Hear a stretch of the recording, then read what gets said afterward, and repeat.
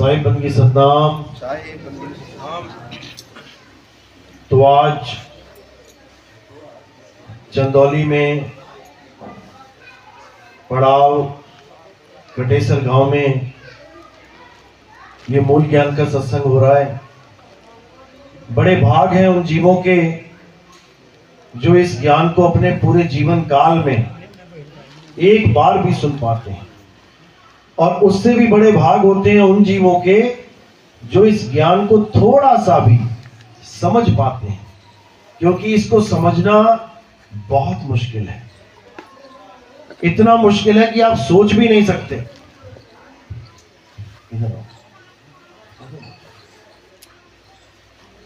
इतना मुश्किल है कि आप सोच भी नहीं सकते। बड़े बड़े ऋषि मुनि फेल हो गए इस ज्ञान को समझने में, और वो तंत्रों मंत्रों को ही सार मान के, 52 अक्षरों को ही सार मान के ये जीवन जी के चले गए। लेकिन बंदी छोड़ की कृपा है, जो अक्षरों से परे नी अक्षर का ज्ञान देने हम सबको आते हैं, और अपने भूले हंसों को फिर से विवेकी बना के अपने निज धाम को वापस ले जाते हैं। तो आज उसी नी अक्षर का सारा भेद समझाया जाएगा। विवेकी होगे तो अच्छी तरह बात समझ में आएगी, और अगर पहली बार आए हो तो मुश्किल है कि एक बार में ये बात समझ में आए। लेकिन धीरे धीरे रे मना धीरे सब कुछ होए, और माली सींचे 100 घड़ा ऋतु आए फल हो। तो उम्मीद है कि आज वो पहला दिन हो आपके जीवन में जब आप थोड़ा सा भी इस मूल ज्ञान को समझ पाए। तो सत्संग शुरू करने से पहले मालिक के नाम में जयकारा लगाएंगे। बोलिए परमपिता परमात्मा की, शंभू बंदी छोड़ कबीर साहिब की, सभी संतों की, सभी भक्तों की, आज के आनंद की, सकल हंस को बंदगी साहिब बंदगी सफा। थोड़ी आवाज इसकी तेज करो, थोड़ा सा आवाज तेज करो, हल्का सा। समझा रहे हैं कि नीर छीर का करे निबेड़ा, और कहे कबीर सो हंस है मेरा। जो नीर छीर का निबेड़ा कर दे वही मेरा हंस है, वही मेरा सच्चा शिष्य है। लेकिन क्या है नीर और क्या है शीर, इसको अच्छी तरह समझना पड़ेगा, क्योंकि आज तक हम शीर की जगह नीर ही पीते रहे और पूरे विश्वास के साथ पीते रहे। कब कब पिया हमने ये? सतयुग में पिया, त्रेता में पिया, द्वापर में पिया, और आज भी यहीं बैठे हैं, आज भी नीर ही पी रहे हैं। लेकिन अब समझ में आया जब मालिक की दया हुई कि हम नीर पी रहे हैं, हमें शीर चाहिए, तो आज उसी का निबेड़ा किया जाएगा। क्या किया हमने सतयुग से लेके आज तक, एक बार विचार करके देखो। सतयुग में आए, खूब हवन किए, खूब यज्ञ किए, खूब नाम जपे, खूब भगवानों की पूजाएं करी, फलस्वरूप वापस त्रेता में फिर आ गए। अब त्रेता में वापस आए, फिर वही काम किया, खूब नाम जपे, खूब पूजा पाठ करी, सब कुछ किया, हवन यज्ञ किए। उसके बाद फिर द्वापर में आ गए। द्वापर में खूब नाम जपे, खूब हवन किए, खूब पूजा पाठ करी। उसके बाद अब कलयुग में फिर आ गए, फिर बैठे हैं यहीं पे, और अगर फिर वही काम करेंगे, खूब नाम जपेंगे, खूब पूजा पाठ करेंगे, खूब हवन यज्ञ करेंगे, तो वापस फिर यहीं आ जाएंगे। अब करना क्या है और क्या नहीं करना है, वो बिल्कुल नहीं करना है जो आज तक करते आए थे, उसको बिल्कुल नहीं करना है।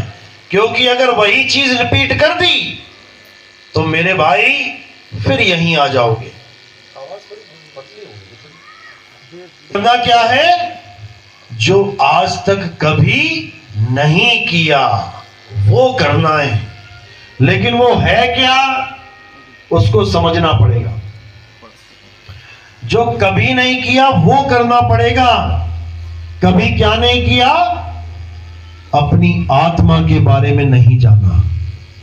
जब तक अपनी आत्मा के बारे में नहीं जानोगे, बस ठीक है, जब तक अपनी आत्मा के बारे में नहीं जानोगे तब तक तुम कुछ ना कुछ करते ही रहोगे।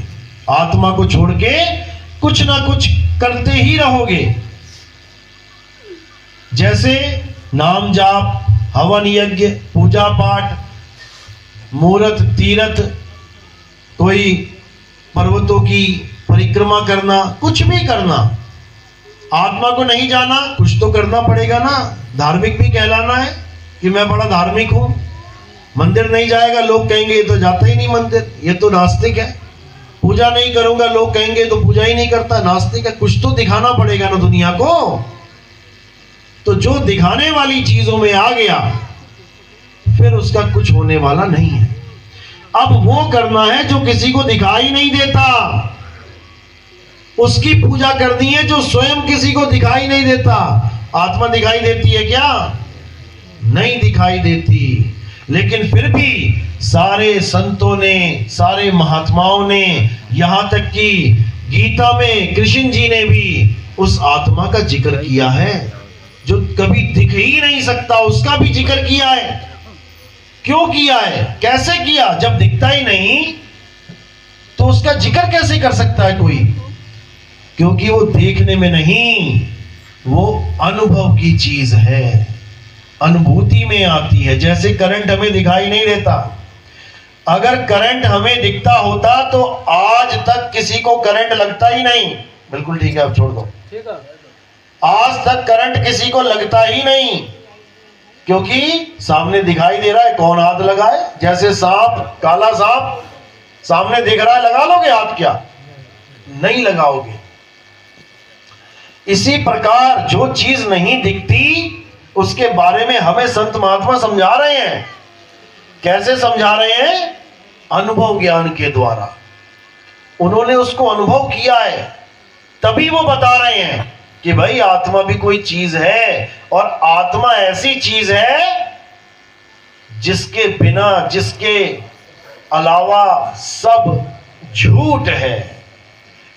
तुम्हारे माँ, तुम्हारे बाप, तुम्हारे बच्चे, ये सब आत्मा के बिना झूठ है। एक दिन भी घर में नहीं रखोगे, भले किसी की कितनी प्यारी माँ क्यों ना हो, जिस दिन आत्मा निकल गई ना उसको कहो रखियो जरा महीना भर, महीना छोड़ रख ले भैया, हफ्ता भर, हफ्ता छोड़ रख ले जरा 2 दिन, 2 दिन भी रखना मुश्किल हो जाएगा तुम्हें, भले कितनी प्यारी माँ क्यों ना हो। क्योंकि जब सत्य ही निकल गया, अब असत्य बचा है। असत्य को कौन गले लगाए? दिक्कत ये है। तो इसी के बारे में सब संतों ने बोला है कि इस दुनिया में 2 प्रकार के तत्व हैं। गीता में भी यही समझाया कि हे अर्जुन, इस दुनिया में 2 प्रकार के तत्व हैं, एक असत्य और एक सत्य।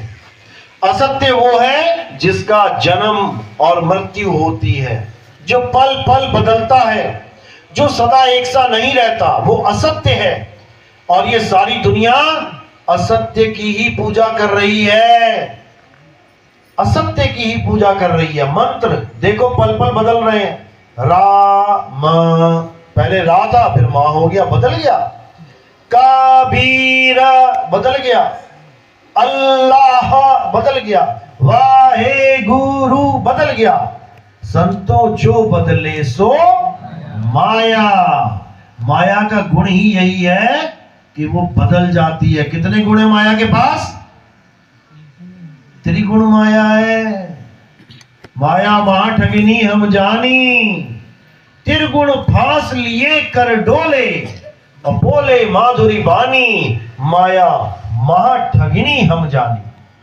3 गुणों में सारा खेल चल रहा है, 3 गुणों में सारे मंदिर चल रहे हैं, 3 गुणों में सारे गुरुद्वारे चल रहे हैं, 3 गुणों में सारी मस्जिद चर्च चल रही है, 3 गुणों में सारी मूर्तियां चल रही हैं, 3 गुणों में सारे मंत्र चल रहे हैं, 3 गुणों में सारी पूजा पाठ हवन यज्ञ, सब कुछ 3 गुणों में ही चल रहे हैं।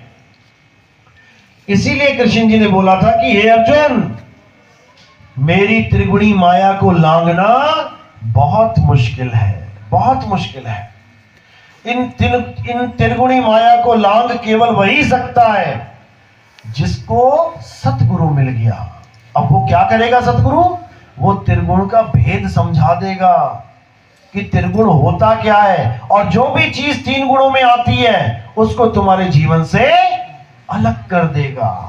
नीर क्षीर का करे निबेड़ा, दूध अलग पानी अलग। अब तुम्हें त्रिगुणी माया नहीं हरा सकती, अब तुम्हें ये तीन गुण नहीं पराजित कर सकते, क्योंकि तुम अपने दुश्मन को पहचान गए हो। इंसान हारता कब है? जब दुश्मन को पहचान नहीं पाता। इसीलिए देखो, कोई चोर को पुलिस पकड़ने जा रही है तो पहले उसका स्केच बना लेगी, उसके फोटो छपवा देगी, दीवारों पे पोस्टर लगवा देगी, यानी उसको पहचान लिया गया है, अब केवल उसको पकड़ना बाकी है। और जब पहचान भी नहीं हो पाती है, उसके बाद सालों साल धक्के खाने पड़ते हैं। जब पहचानते नहीं तो क्या करेंगे? तो इसीलिए कबीर साहब सबसे पहले पहचान बताते हैं कि जो चीज तीन गुणों में आ गई, यानी पैदा होना, पलना, नाश हो जाना, भाई वही त्रिगुण है। अब बताओ कौन सी चीज है जो पल नहीं रही है, पैदा नहीं हो रही, नाश नहीं हो रही? मूर्ति पैदा हो रही है, कोई बना रहा है, पल रही है, मंदिर में रखी है, भगवान बन के पूजी जा रही है, खंडित हो गई, मंदिर से बाहर चली गई, नदी में डाल दिया, फेंक दिया उसको, यानी तीन गुणों में आ गई। मंदिर बन रहा है, रजोगुण, तैयार हो गया, सज गया, सतोगुण, खंडित हो गया, जर्जर अवस्था में आ गया, तमोगुण। तीनों गुणों में ये कहानी चल रही है। मंत्र जैसे ही पैदा हुआ, ओ रजोगुण, मां पे आया सतोगुण, ऊ पे आया सतोगुण, मां पे आया तमोगुण, खत्म हो गया। ओम खत्म हो गया, कलियम खत्म हो गया, हरियम खत्म हो गया, सोहम खत्म हो गया, सत्य नाम खत्म हो गया, वाहे गुरु खत्म हो गया। कोई भी नाम ले लो जो शुरू होता है, थोड़ा चलता है और खत्म हो जाता है, वो तीन गुणों में आता है, वही तीन गुणों में है। अब तुमने क्या करना है? तुमने उसको जानना है जो तीन गुणों में नहीं है, और वो क्या है? हे अर्जुन, ये आत्मा अजन्मा है। अध्याय 2 पढ़ो, जो तुम्हारे गुरु ने कभी पढ़ाया ही नहीं।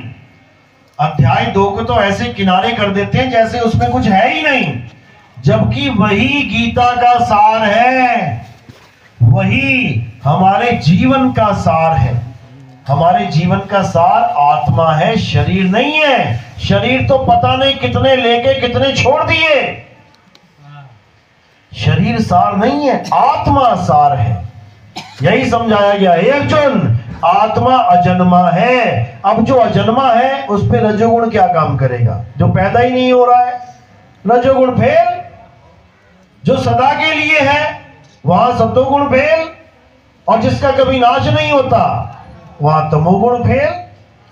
तो रजोगुण, सतोगुण, तमोगुण, इन तीनों से परे आत्म तत्व है, जिसके लिए गीता में समझाया है अर्जुन, 2 प्रकार के तत्व हैं। एक असत्य जो पल पल बदल जाता है। आपकी शक्ल देखो, जब तुम छोटे से बच्चे थे तब कैसे थे?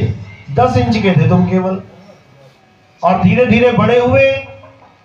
जैसे ही तुम्हें पता लगा कि कंघी करके घर से बाहर जाना चाहिए, वो पहला दिन और ये आखिरी दिन आज का, जब से तुम्हें पता लगा चेहरा शीशे में देख के अच्छी तरह पाउडर क्रीम लगा के साफ करके बाहर जाना चाहिए, वो दिन और आज का दिन, एक भी ऐसा दिन नहीं बीता होगा जब तुमने शीशा नहीं देखा होगा।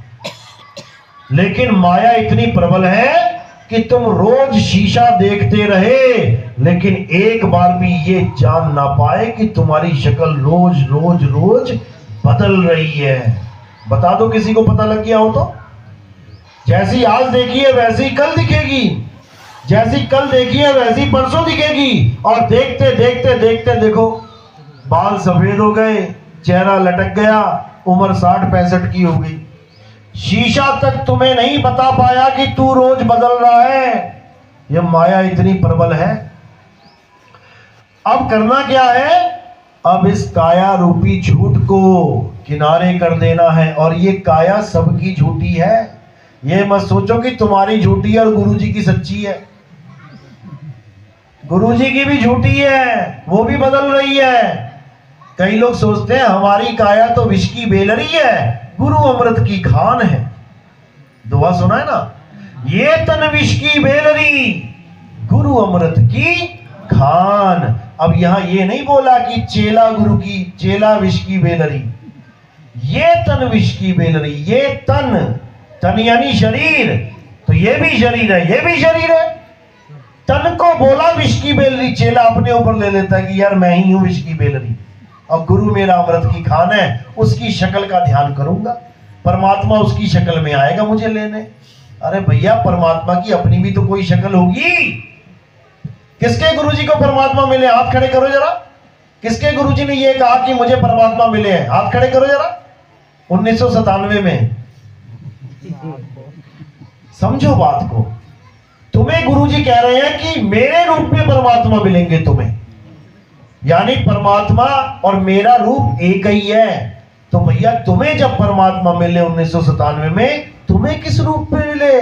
क्या तुम्हें तुम्हारे ही रूप में मिले कि जैसे तुम शीशे के सामने खड़े होकर बात कर रहे हो, प्रभु जी आप आ गए, महान कृपा हो गई आपकी, यानी आपके ही रूप में परमात्मा मिलेंगे क्या आपको? अरे उनको भी तो गुरु के रूप में मिलने चाहिए थे ना। तुम्हें तुम्हारे गुरु के रूप में मिले, उनको उनके गुरु के रूप में, तब तो कहानी समझ में आती है। नहीं तो परमात्मा का खुद अपना एक रूप होना चाहिए। वो जिस जिसको मिलेंगे अपने रूप में मिलेंगे, किसी और के रूप में क्यों मिलेंगे भाई? प्रधानमंत्री किसी को भी मिलेगा अपने रूप में मिलेगा, ये नहीं कि किसी मंत्री को मिले तो उसी के रूप में मिले, ऐसा नहीं है। परमात्मा, पहली बात तो परमात्मा का कोई रूप ही नहीं है, इसको समझ लो। जैसे तुम्हारा कोई रूप नहीं है, ये रूप किसका है?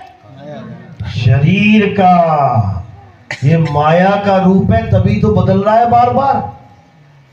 ये माया का रूप है तभी बदल रहा है। तुम्हारा रूप तो कभी बदलता ही नहीं है। तुम्हारा क्या रूप है? आत्म स्वरूप। आत्म स्वरूप, शब्द स्वरूप। और कबीर साहब भी शब्द स्वरूप हैं। दोहा सुना होगा तुमने, रोज आरती में गाते हो, हम हैं शब्द शब्द हम माही, हमसे भिन्न और कछु नाही, शब्द न भिन से देही, और कहें कबीर हम शब्द सने। रोज गाते हो? नहीं गाते तो बता दो। लेकिन इसको समझ नहीं पा रहे हो, बस गाने में लगे हो कि बढ़िया बढ़िया सुर लगा के गा लूं परमात्मा खुश। ऐसा नहीं है। वो भेद है इसके अंदर कि परमात्मा का स्वरूप क्या है? शब्द स्वरूप है। अब वो शब्द कौन सा है?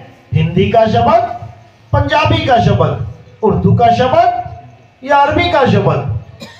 ये शब्द नहीं है वो, ये तो 52 अक्षरों के शब्द हैं। परमात्मा कौन सा शब्द है? सार शब्द है। सार शब्द ही परमात्मा है। सार शब्द सतपुरुष कहाया। सार शब्द ही परमात्मा है, उसी को शब्द गुरु कहते हैं। नानक साहब कहते हैं शब्द गुरु सुरत धुन चेला। इस वक्त सब कौन है? चेला रूप बैठे हैं, सुरत है। और शब्द कौन है? वो हमारा सबका गुरु है। उस एक को ध्याना है और किसी को नहीं ध्याना है। गरीबदास जी यही समझा रहे हैं कि शब्द के बिना, शब्द बिना सुरत आंधरी, और कहो कहां को जाए, द्वार ना पावे शब्द का, फिर भटका खा। ये सब सुरत बैठी है। शब्द बिना सुरत आंधरी। अंत समय में इंसान क्यों रोता है? शरीर छोड़ते हुए क्यों रोता है? क्योंकि उसको पता नहीं होता कि मैं जाऊं कहां। सोते हुए क्यों नहीं रोता है? जबकि उसे बड़े आराम से चला जाता है, कभी जंगल में, कभी मंगल में, कभी पार्टियों में, कभी झगड़े करने चला जाता है। सपने में देखो कितने आराम से जा रहा है, शरीर यही पड़ा है और सूरत जा रही है आराम से। क्यों जा रही है? क्योंकि उसको पता है मैं सोने जा रहा हूं, मरने नहीं जा रहा, वापस फिर आ जाऊंगा। इसलिए उसको कोई डर नहीं होता सोने में। और मरने में ऐसा होता है, बेटा इस बार आखिरी बार जा रहा, वापस नहीं आ पाएगा। अब बस चक्कर ये है कि उसको पता नहीं होता कि मैं जाऊं कहां, इसलिए वो रोता है। और अगर ये भेद पता लग जाए कहां जाऊं, तो सारा डर ही खत्म। तो यही कबीर साहब समझा रहे हैं वाणी में कि आए हो तुम कहां से और जाना तुम्हें कहां है, इतना बस विचार लो, हो गया भजन। अरे क्या राम राम राम राम जप रहा है, क्या ओम कलियम हरियम हरियम हरियम जप रहा है, छोड़ इसको और क्या कर, अपने स्वरूप को जान ले। तेरा स्वरूप शब्द स्वरूप है, उसको पहचान ले। शब्द हमारा तू शब्द का, सुन मत जा सरक, और जो चाहे निज रूप को, तो शब्द ही ले परख। ये समझ लो, शब्द को परखना है। कौन से शब्द को परखना है? सार शब्द को। और कौन से को छोड़ देना है? 52 अक्षरी असार शब्द को। इसी के लिए बोला है, सोई गुरु पूरा कहावे, जो 2 अक्षर का भेद बतावे, एक छुड़ावे। कौन सा छुड़ाना है? ये 52 अक्षरी जितने भी नाम हैं, जो गा खा गा घा चा छा टा ठा डा डा इससे बने हैं सारे मंत्र, उसको छुड़ा दे। एक छुड़ाए, एक लखाए। कौन सा अक्षर लखाना है? आदि अक्षर, आदि नाम, जो इंसानों ने नहीं बनाया, जो स्वयं से है, उसको जानना है। आदि नाम हम भाग सुनाया, और ये मूर्ख जीव समझ नहीं पाया। आदि नाम के बारे में कबीर साहब ने इतना भाखा, इतना भाखा, लेकिन ये मूर्ख जीव समझ नहीं पाया। क्या भाखा साहब ने आदि नाम के बारे में? कि वो नाम लिखने, पढ़ने, बोलने में नहीं आता। वो आदि नाम है, अजर नाम है, अकह नाम है, वो अनाम है, उसका कोई नाम ही नहीं है। लेकिन ये मूर्ख जीव उन्हीं 52 अक्षरों को पकड़ के बैठ गया, उसी मंत्रों को पकड़ के बैठ गया। और साहिब कहते रहे, अरे तंत्र मंत्र सब झूठ है, इसमें न भर में कोई, और सार शब्द जाने बिना कागा हंसना होए। यहां स्वरूप बदलने की बात है। कागा से हंसा होना है। कैसे होंगे?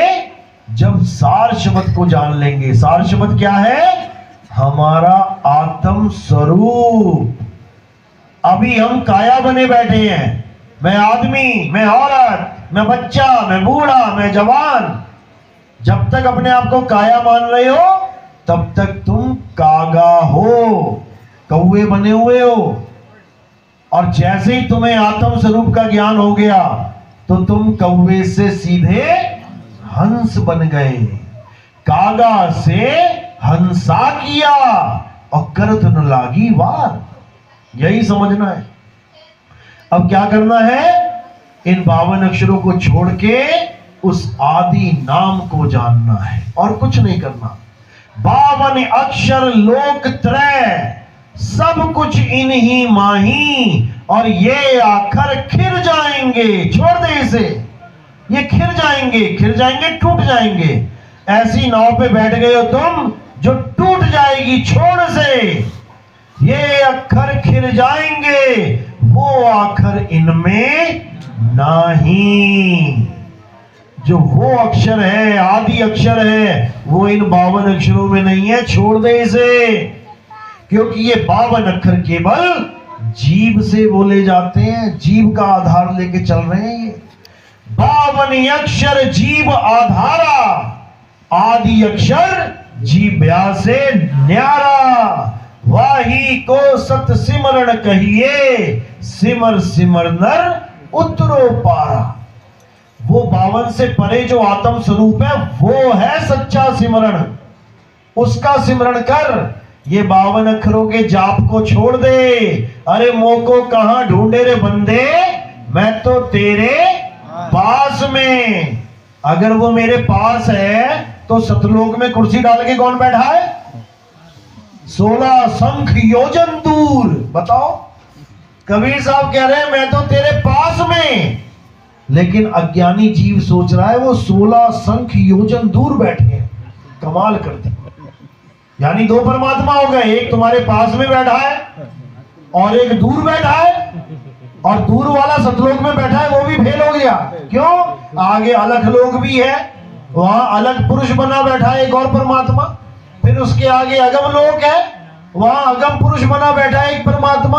उसके आगे अनामी लोक है, वहां अनामी पुरुष बना बैठा है। 5 परमात्मा तो कबीरपंथियों ने बना दिए।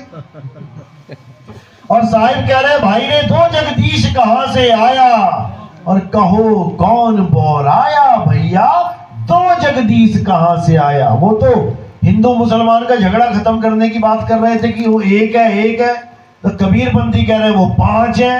अब बताओ, झगड़ा तो यहां बहुत तगड़ा है। तो इसी को साहिब समझा रहे हैं, झगड़ा एक बड़ा राजा राम। बहुत तगड़ा झगड़ा है ये, लेकिन तब समझ में आता है जब भेदी गुरु मिल गया। अब तुम्हारी सारी कहानी समझ में आ जाएगी। तो साहिब कह रहे हैं मोको कहां ढूंढे रे बंदे, मैं तो तेरे पास में। अब कहां नहीं है? पास में तो बहुत सारी चीजें हैं। अब कहां नहीं है? ना मंदिर में, ना मस्जिद में, और ना काबे कैलाश में। यहां नहीं है भाई, गलती से मत ढूंढने चले जाना। ना मैं जप में, ना मैं तप में, ना एकांत निवास में। तो ना मैं जप में, और तुम लोग क्या कर रहे हो? कौन कौन जप कर रहा है बताना जरा। माला लगा रहा फेरने में कौन कौन जप रहा है? हाथ खड़े करो। कोई तो जप रहा होगा भाई, सारे परम ज्ञानी बन गए। पहले जपते थे, अच्छा अब छूट गया, शुक्र है। तो कह रहे ना मैं जप में, मैं किसी जप में नहीं हूं कि तुम लग जाओ जपने, वो भी माला लेके। जबकि कबीर साहब ने तो माला का खंडन किया है। अरे माला तो कर में फिरे और जीभ फिरे मुख माही। ओम ओम ओम ओम कलिंग कलिंग कलिंग कलिंग हरिम हरिम। माला घूम रही है हाथ में और जीभ घूम रही है मुंह में। माला तो कर में फिरे और जीभ फिरे मुख माही, और मनवा 10 दिसी फिरे, ये तो सिमरन नाही। आप बताओ कहां गए तुम्हारे जाप? कहां गए? सब छू मंतर। तो साहिब इसी को समझा रहे, भला हुआ मेरी माला टूटी, और मैं राम भजन से छूटी, मेरे सिर से टली भला। ये राम भजन ही भला बन के बैठ गई थी तुम्हारे ऊपर। राम भला नहीं है, राम भजन भला है। पानी भला नहीं है, पानी का नाम जाप भला है। अब तुम्हें प्यास लगी और तुम्हें कोई गुरु मिल जाए, बेटा पानी पानी जपो, बताओ क्या कर दिया उसने? तुम्हारा भला कर दिया, बेड़ा गर्क कर दिया। अब तुम्हारी खोज भी खत्म कर दी उसने। तुमने विश्वास कर लिया जप के ही मिलेगा, वरना कम से कम खोजते जप के मिलेगा। अब लगो जपने, पानी पानी पानी पानी पानी पानी कहते, पानी पानी करते करते तू प्यासा ही मर जाएगा। प्यासा मर जाएगा मेरे भाई। पानी पानी जपने से पानी नहीं मिलता, राम राम जपने से राम नहीं मिलता, श्याम श्याम राधे राधे जपने से राधे नहीं मिलता। उसको पाने की विधि कोई और है। क्या विधि है उसको पाने की? जब लगना चीनोगे आत्म, तब लगना मिली है परमात्म। आत्म चीने परमात्म चीने, संत कहावे सोए, और यह भेद काया से न्यारा, बूझे बिरला कोई। यह भेद काया से न्यारा है। काया से न्यारा क्या है? आत्मा। आत्म ज्ञान में आना पड़ेगा। आत्मा का नाम तो सुना है ना सबने? सबने सुना है? अपनी अपनी आत्मा लेके आए हो साथ में? चेक कर लो कहां रखी है, देखो जरा हाथ लगा के कहां रखी है। अरे अभी मोबाइल के बारे में पूछे, मोबाइल लाए हो? हाँ हाँ लाया हूं। पर्स लाए हो? हाँ हाँ लाया हूं। हाँ तुम बिंदी पहन के आई हो? हाँ हाँ पहन के आई हो। तुमने चूड़ी पहनी है? हाँ हाँ चूड़ी। अपनी आत्मा चेक करो जरा। कैसे चेक करोगे? प्लग में करंट आ रहा है कि नहीं आ रहा है, कैसे चेक करोगे? टेस्टर लगा के। तो इस काया में भी तो करंट आ रहा है, तभी तो चल रही है। आत्मा का करंट आ रहा है, कैसे चेक करोगे? भेदी गुरु बताता है कैसे चेक होता है। हालांकि अभी तो प्रूफ है ना, पक्का प्रूफ है ना कि आत्मा साथ लेके आए हो। क्या प्रूफ है? हाँ तुम बोल रहे हो, तुम बैठे हो, तुम आके टिमटिमा रहे हो, इसका मतलब आत्मा है। और जैसे आत्मा ना होती तो ये आंखें चढ़ जाती आसमान में, चलो जी हो गया काम, और नीचे टपक जाते आम की तरह। फिर 4 लोग उठा के लेके जाते ही सत्संग में आया था जी, 7 लोग चला गए। ये तो ऐसे ही होता है। सत्संग में कोई मर जाए, भले पैखाना निकल जाए उसका, उसको सतलोक पहुंचा देते हैं कि सतलोक चला गया जी, सत्संग में मौत हुई है। ये हालत है, ये हालत है लोगों की। तो इस चक्कर में नहीं पड़ना है और अपनी आत्मा को जानना है। ऐसा कोई इंसान नहीं होगा पूरे भारत में, अबोध बालक को छोड़ के, जो आत्मा को नहीं जानता है। तुम बस नाम तो लो। छोटे से बच्चे को भी बोलोगे ना आत्मा पता है? हाँ मैं टीवी पे देखता हूं, मोबाइल में भूत वाली आत्मा। भले भूतिया आत्मा को जानता हूं, लेकिन आत्मा को जानता जरूर है। ऐसा कोई आदमी नहीं मिलेगा पूरे भारत में, पूरी दुनिया में, जो आत्मा का जिसने नाम ना सुना हो। अंग्रेजी में सोल कह देते हैं, मुसलमानों में रूह कह देते हैं, लेकिन इसका नाम जरूर सुना होगा। ऐसा हो नहीं सकता। लेकिन इसके बारे में कोई जानता नहीं है कि ये होती क्या है।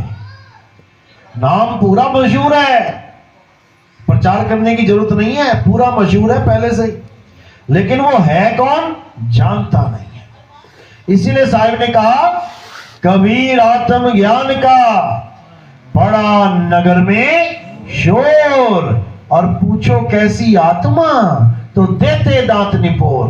हंस के बता देंगे। आत्मा के बारे में पूछ लो, काली है, मोटी है, गोरी है, लंबी है, छोटी है, गोल है, चौकोर है, त्रिकोण है, षटकोण है, खट्टी है, मीठी है, गर्म है, ठंडी है, कोई आइडिया नहीं है कैसी। तो ये आइडिया कब होता है?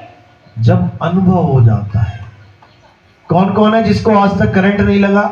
हाथ खड़े करो। जिसको पूरे जीवन में करंट नहीं लगा। सारे ही करंट खाए बैठे हैं, एक है बस जिनको नहीं लगा है। सच में नहीं लगा आज तक।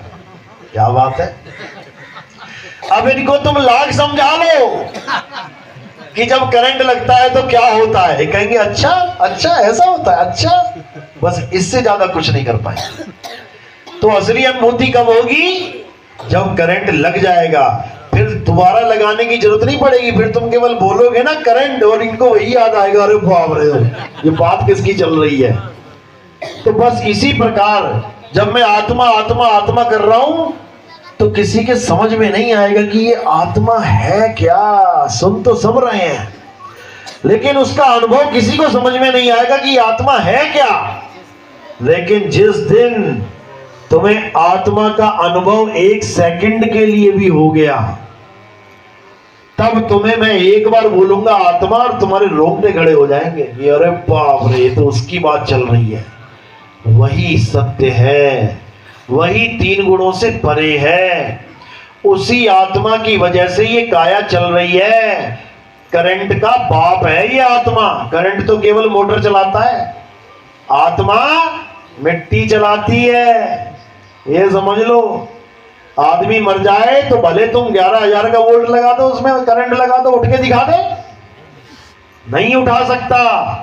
लेकिन आत्मा चला भी रही है, दौड़ा भी रही है, खिला भी रही है, पिला भी रही है, सब कुछ करवा रही है।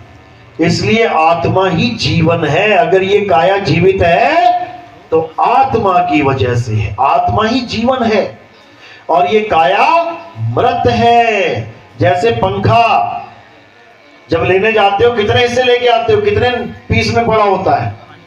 3 पीस में। एक में पंख पड़े हैं, एक में रोटेटर पड़ा है, और एक में वो डंडा पड़ा है फंसाने वाला।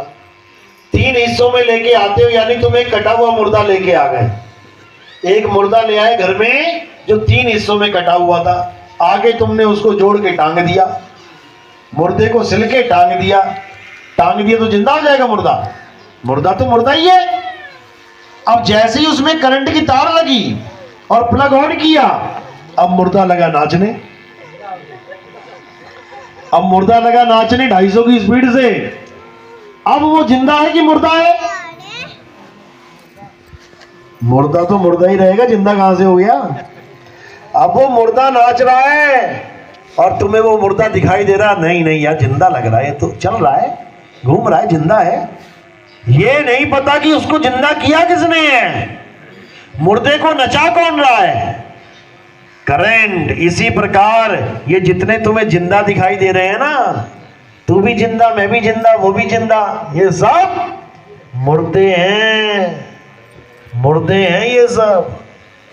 जैसे कार चलती है, हॉर्न बजाती है, पेट्रोल पीती है, धुआं निकालती है, वैसे ही ये कार है, देख भी रही है, बोल भी रही है, पेट्रोल पी भी रही है, धुआं निकाल भी रही है, सब कुछ कर रही है, तो लगता है जिंदा है। लेकिन कार कभी जिंदा हो ही नहीं सकती। ये ड्राइवर ने जिंदा कर रखा है उसे, देख गियर पे गियर लगा रहा है। ये कार कभी जिंदा हो ही नहीं सकती, ये शरीर कभी जिंदा हो ही नहीं सकता। ये केवल करंट की वजह से दिल धड़क रहा है, ब्लड घूम रहा है, आंखें चल रही हैं, कान सुन रहे हैं, सारे काम हो रहे हैं। और जैसे ही करंट अलग हो गया, वैसे ही ये मुर्दे का मुर्दा। इसीलिए साहिब ने कहा, साधो ये मुर्दों का गांव। ये सारे गांव बसा रखे हैं मुर्दे ने, और मुर्दे बच्चे भी पैदा कर रहे हैं। गांव के गांव बसा दिए मुर्दे ने। किसी को समझ में ही नहीं आ रही ये कहानी। ये माया की ऐसी जबरदस्त कहानी है कि तुम्हारी सोच से परे है, तुम सोच भी नहीं सकते हो क्या रहा है मेरे साथ। अब क्या करना है? अब इस माया को अच्छी तरह समझ जाओ कि इस माया को तुमने त्यागना है, इसमें रहते हुए भी त्यागना है। कमल की तरह कीचड़ में है, लेकिन कीचड़ लगने नहीं दे रहा है, ऐसे रहना है तुमने। यानी हमेशा के लिए तैयार हो जाना है कि ये शरीर मैंने छोड़ना है, मरना नहीं है, मैंने छोड़ना है। यानी सांप की तरह तैयार रहो कि केचुली छोड़नी है, मर नहीं जाना। केचुली छोड़ के सांप मर नहीं जाता। बस यही करना है। अगर ये सीख लिया तो समझो सब सीख लिया। अगर ये कला आ गई, मरने की कला आ गई, तो समझो सब कुछ आ गया, तुम्हारा जन्म सफल हो गया। और फिर मरना कोई मरना नहीं रह जाएगा, मरना एक जश्न हो जाएगा। इतना आनंद आएगा तुम्हें, तुम सोच भी नहीं सकते, केवल मरने में। जिसके लिए साहिब ने बोला, जिस मरने से जग डरे और मेरे मन आनंद, मरने पर ही पाइए पूर्ण परमानंद। क्यों आता है आनंद? कारण क्या है? क्योंकि जो चीज मुर्दा है उसको छोड़ के तुम उसको पकड़ रहे हो जिसके कारण ये जिंदा है। यानी तुम अपनी आत्मा में आ रहे हो और वो तो है ही जिंदा, उसका स्वरूप ही आनंद है। इसीलिए बोलते हैं सतचित आनंद। लेकिन लोग इसको समझ नहीं पाते, वो सोचते हैं किसी भगवान का नाम है तो जयकारे लगाते हैं, जय सच्चिदानंद, जय सच्चिदानंद। अरे भैया, जय सच्चिदानंद नहीं है वो है सत्यचित आनंद। जब आत्म रूपी सत्य के साथ तुम्हारा चित्त लग जाए, शब्द गुरु चित्त चेला रे, तो जब आत्म स्वरूप के साथ तुम्हारा चित्त लग जाए, तब जो आनंद प्राप्त होता है उसको सतचित आनंद कहते हैं। ये किसी भगवान का नाम नहीं है, इस गलतफहमी में मत रहना। तो इसी को समझना है, आत्म ज्ञान में रमण करना है। यही गीता में समझाया गया, यही कबीर साहब समझाते हैं, हर जगह यही बात है, लेकिन कोई समझ नहीं पाता। इसी को साहिब समझा रहे हैं बार बार कि जब तुम्हारे जीवन में भेदी गुरु आ जाता है तो वो सारे भेद समझा देता है, वो वस्तु का लखाव करता है, वो वस्तु के नाम नहीं जपवाता। वो पानी का लखाव करता है, पानी के नाम नहीं जपवाता कि पानी पानी पानी पानी, जल जल जल जल जल, वाटर वाटर वाटर, नीर नीर, तोय तोय तोय तोय, ना, बिल्कुल नहीं। वो कहता है छोड़ इन सबको और उस अनमोलक वस्तु पानी को पी, भेद प्राप्त कर वो कहां है, उस तक पहुंच और पी जा। वही अनमोलक वस्तु है जो मीराबाई को मिली थी। मीराबाई को कोई नाम नहीं दिए जपने के लिए रविदास जी ने, मीराबाई को वस्तु दी गई। वस्तु तो उसके पास थी, उस वस्तु का ज्ञान दिया गया, क्योंकि पहले वो वस्तु कृष्ण जी की मूर्ति को समझ बैठी थी कि कृष्ण जी की मूर्ति भगवान है, मूर्ति लेके घूमती थी। रविदास जी ने समझाया कि बेटी तूने भगवान को पकड़ा है, तू उसको ले लेके घूम रही है, एक दिन जब तेरे प्राण निकलेंगे तो ये तेरा भगवान जो तूने पकड़ा है तेरे हाथों से छूट जाएगा। बड़ी चिंता में आ गई, कहती है फिर क्या करें महाराज जी। तब उन्होंने कहा कि ऐसा भगवान देख जिसको तू ना पकड़े वो तुझे पकड़ ले, तब तू कभी नहीं छूटेगी। तब उसने पूछा कि अब कैसे करें, क्या करें।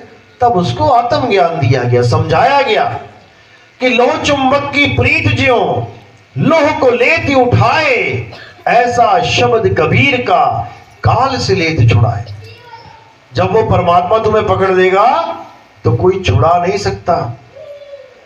तब वो वस्तु, अनमोलक वस्तु का ज्ञान मीरा को दिया गया, तो मीरा नाच उठी और क्या बोली, वस्तु अमोलक दी मेरे सतगुरु, कृपा कर अपनायो, पायो मैं नाम रतन धन पायो। नाम रतन यानी मुझे रतन दिया, रतन का नाम नहीं दिया। नाम खुद एक रतन है, उसे नाम कह लो, उसे शब्द कह लो, उसे वस्तु कह लो, उसे आत्मा कह लो, एक ही बात है। लेकिन उसे नाम बोला जाता है, क्यों? क्योंकि वही असली नाम है। बाकी जितने हमारे नाम हैं ये नकली नाम है। आत्मा का नाम भी नाम है और आपके शरीर के नाम भी नाम है।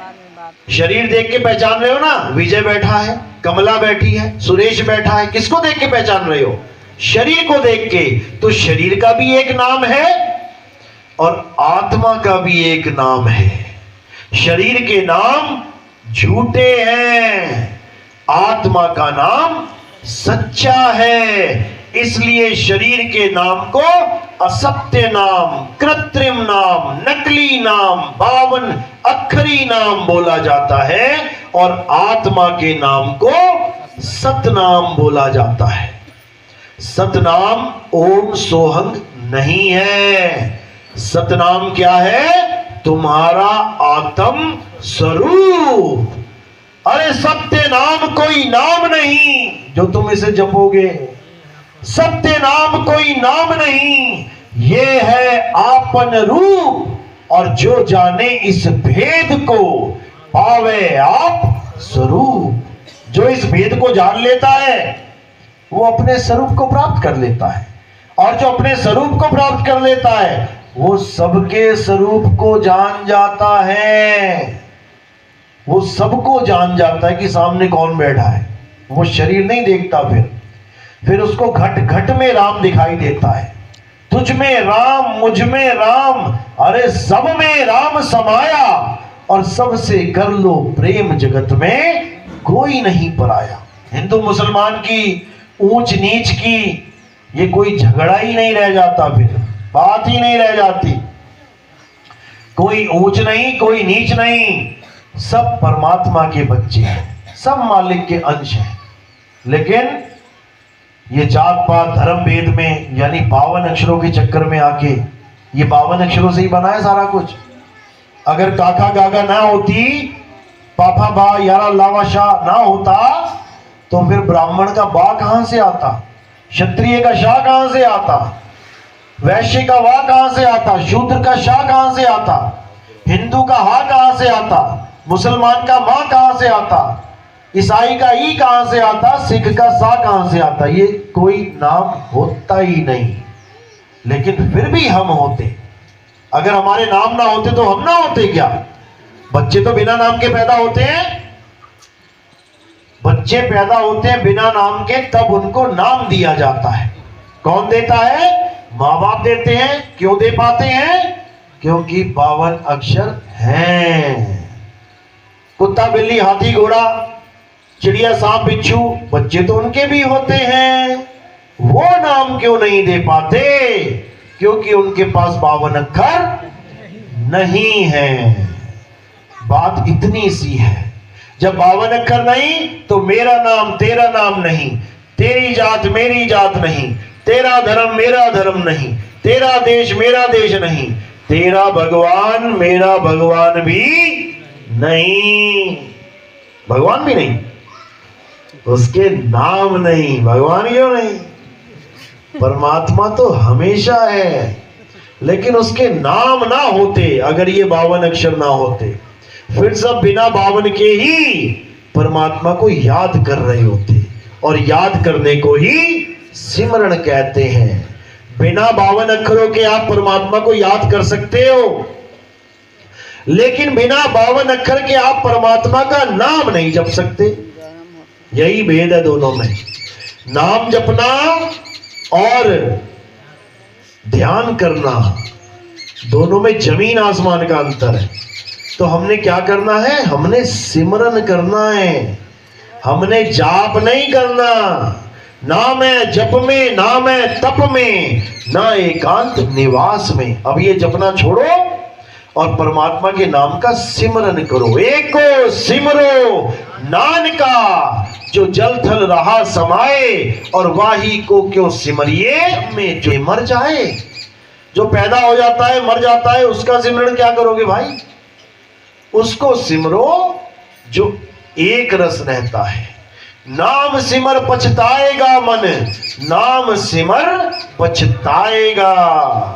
पापी जियरा लोभ करत है, अंतकाल उठ जाएगा। मन नाम करत, मन सिमरन कर पछताएगा। नाम सिमर पछताएगा। तो ये सिमरन की बात है सारी। लेकिन बहुत से गुरुओं ने इस जीव को भरमा दिया, 52 अक्षरों के साथ बांध दिया। अब साहिब क्या कह रहे हैं कि काल के दूत आएंगे, सबसे बड़ा जाल बिछाएंगे। सबसे बड़ा जाल 52 अक्षरों का जाल है, और जो 52 अक्षरों में फंस जाएंगे वो काल के जाल में अटक जाएंगे। जिसके लिए बोला 52 अक्षर जो भी तुम्हें जपवा रहा है वही काल का दूत है। जो नर पड़े 52 के फेरा, सो नर जानो काल के चेहरा। जब 52 का टूटे डोरा, सहजे छूटे काल झकोरा। अरे फिर नहीं आए, फिर नहीं जाए, सार शब्द में रहे समाये। फिर सार शब्द रूपी परमात्मा में रहोगे। कौन रहेगा वहां पे? हमारी सूरत। अरे जाप मरे अजपा मरे, अनहद भी मर जाए, और सूरत समाए शब्द में, वाको काल ना खाए। अब काल से बचने का एक ही तरीका है, सार शब्द को जान लो। और वो सार शब्द कोई लेने देने की चीज नहीं है। वो सार शब्द तुम्हारा आत्म स्वरूप है। सार शब्द सबके साथ है, नर नारी और कीट पतंगा। सार शब्द सब ही के संगा, सबके साथ है वो। हर किरण के साथ सूर्य है, कोई किरण सूर्य से अलग नहीं है। देख लो, सूर्य से ही किरण आ रही है और धरती तक पहुंच रही है। सूर्य के साथ कनेक्ट है, बस धरती को पकड़ के बैठ गई है, इसलिए अटकी पड़ी है। अब धरती को छोड़ना है, एक छुड़ाए, और सूरज को लखना है, एक लखाए। तब प्राणी निज घर को जाए। बस उलट जाना है, वहां से आई और यहां अटक गई, बस उलटना है। उलट समानी आप में, और प्रगटी ज्योति अनंत। साहिब सेवक एक संग खेले सदा बसंत। अब बस इतना जानना है। तो कालजाल से बचने का एक ही मंत्र है, और वो मंत्र है आत्म ज्ञान। जल में मीन प्यासी, मुझे देखत आवे हासी। आत्म ज्ञान बिना नर भटके, कभी काबा कभी काशी। कभी काबा भटक रहे हो, कभी काशी भटक रहे हो। कोई कहीं भटक रहा है, कोई कहीं भटक रहा है, और जहां जाना है वहां जा नहीं रहा, क्योंकि गुरु नहीं मिल रहा। वस्तु लखाने वाला गुरु नहीं मिल रहा। वस्तु कैसे लागे हाथ, वस्तु कहीं ढूंढे कहीं, कैसे लागे हाथ। अगुप्त वस्तु तब मिले, भेदी लीजिए साथ। भेदी लीना साथ में, दीनी वस्तु लखाए। और कोटि जन्म का पंथ था, पल में पहुंचा जाए। करोड़ों जन्म लग जाते पहुंचने में, लेकिन ऐसा मालिक ने दया करी कि भेदी गुरु मिल गया। उसने तुम्हारी सुरता को वापस उसी शब्द में लगा दिया जहां से ये बिछुड़ी थी। और कुछ नहीं करना, आठों पहर बस एक ही काम करना है, सिमरन करना है, याद करना है। कैसे याद करना है? जैसे पनिहारिन अपने घड़े को याद करती है। जब पानी भर के लेके जाती है वो, 24 घंटे का भी सफर हो तो कितनी देर ध्यान रखेगी मटके में? 24 घंटे। 24 घंटे का खेल है ये नहीं है कि 2 घंटा सिमरन करो जी परमात्मा खुश हो जाएंगे, कि 3 घंटा सिमरन कर लिया, 6 घंटा 8 घंटा बैठ गए परमात्मा की याद में। तब भी परमात्मा वाला पलड़ा कम रहेगा, हल्का रहेगा। भारी कौन सा रहेगा? दुनियावी पलड़ा। 2 घंटे मालिक को याद किया तो 22 घंटे दुनिया को याद किया, तो कौन आएगा? दुनिया ही आएगी लेने, ध्यान दुनिया में फंसेगा। 8 घंटा मालिक को याद किया और 16 घंटा दुनिया को, कौन आएगा? दुनिया ही आएगी याद। 23 घंटा भी अगर तुम परमात्मा का नाम जपोगे तब भी तुम्हारा कुछ नहीं होने वाला, क्योंकि तुमने उसको जपा है, सिमरन नहीं किया। तो यहां पर खेल है सिमरन का, और सिमरन 8 पहर करना है। 8 पहर। सुरत फंसी संसार में, तासे पड़ गई दूर, सुरत बांध स्थिर करो, 8 पहर हुजूर। 8 पहर का एक ही हुक्म है मालिक का कि अपनी सूरत को स्थिर करो। इसके अलावा जो कुछ भी करता है तो समझ लो कि वो नए इंजन में जो कंपनी ने बना के दिया है उसमें नट बोल्ट वेल्डिंग कर देता है, अपनी तरफ से कुछ लगा देता है, तो सत्यानाश कर दिया उसने इंजन का। बढ़िया नहीं रहा, खराब हो गया।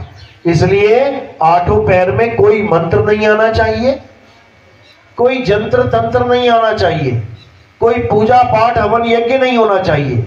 8 पहर में केवल शब्द और सुरत, बस इन दोनों का बोध होना चाहिए और कुछ नहीं करना।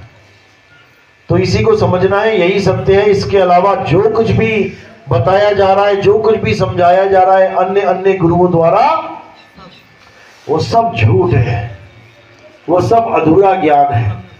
और ये अधूरा ज्ञान जो भी प्राप्त कर रहा है अपना जन्म बर्बाद ही कर रहा है। गुरु भी कर रहा है, चेला भी 84 में जा रहा है, गुरु भी जा रहा है। अच्छी तरह समझ लो, ये मत सोचो कि गुरु पार ही होंगे सारे। कबीर साहब कह रहे हैं, झूठा गुरु अजगर बना, 184 जाए, सारी संगत चीटी बनी, तोड़ तोड़ के खाए। अगर अपना स्वरूप लखाने वाला गुरु नहीं मिला तो फिर शरीर में ही उलझोगे, और शरीर तो फिर शरीर है, कुत्ते का शरीर, हाथी का शरीर, घोड़े का शरीर, बकरे का शरीर। शरीर तो शरीर है, फिर कोई भी शरीर मिल सकता है कर्मों के अनुसार। लेकिन अगर स्वरूप लखाने वाला गुरु मिल गया तो एक भी शरीर की जरूरत नहीं रहेगी। तो मंत्र देने वाले गुरु 84 में लेके जाएंगे, इसमें कोई शक नहीं है।